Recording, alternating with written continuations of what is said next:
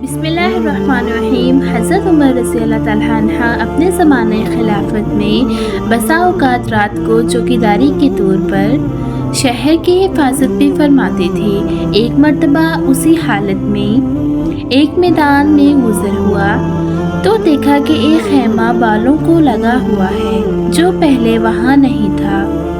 इसके करीब पहुँचे तो देखा एक साहब वहाँ बैठे हैं और खैमे से कुछ कहराने की आवाज़ आ रही है। सलाम करके उन साहब के पास बैठ गए और दरियाफ्त किया कि तुम कौन हो। इन्होंने कहा मैं एक मुसाफिर हूँ, जंगल का रहने वाला हूँ। अमीरुल मोमिनीन के सामने कुछ अपनी ज़रूरत पेश करके मदद चाहने के वास्ते आया हूँ।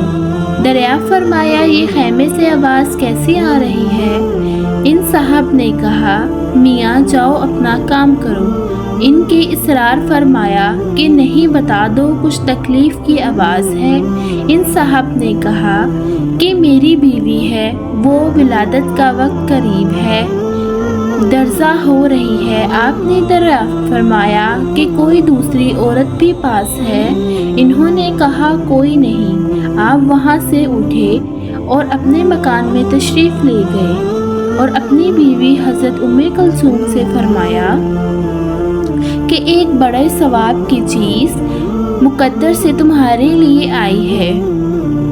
इन्होंने पूछा क्या है। फरमाया एक गांव में रहने वाली बेचारी तन्हा है, उसको दर्जा हो रही है, दर्द हो रही है, उनकी सलाह है तुम तैयार हो। हज़रत उमर ने फरमाया विलादत के वक्त किन चीज़ों की ज़रूरत पड़ती है, तेल वगैरह ले लो और एक हांडी और कुछ घी और दाने वगैरह भी साथ ले लो और लेकर चले। हज़रत उमर ख़ुद पीछे पीछे हो लिए। वहाँ पहुँचकर हज़रत उम्मे कुलसूम खैमे में चले गई और एक आग जलाकर एक हांडी में दाने उबाले, घी डाला और अपने विलादत से फरागत हो गई।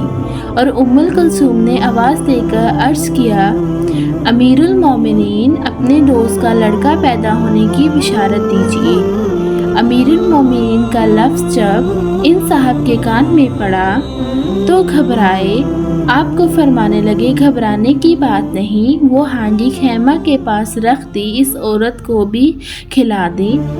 हज़रत उम्मुल कुलसूम ने इसको खिलाया और इसके बाद हांडी बाहर दे दी। हज़रत उमर और इनके बधू ने कहा कि लो तुम भी खाओ, रात भर तुम्हारे जागने में गुजर गई। इसके बाद अहलिया को साथ लेकर घर तशरीफ़ लाए और साहब ने फरमा दिया कि कल आना, तुम्हारे लिए इंतज़ाम कर दिया जाएगा। तो कैसी लगी आपको मेरी वीडियो? लाइक शेयर सब्सक्राइब ज़रूर कीजिएगा। अल्लाह हाफ़िज़।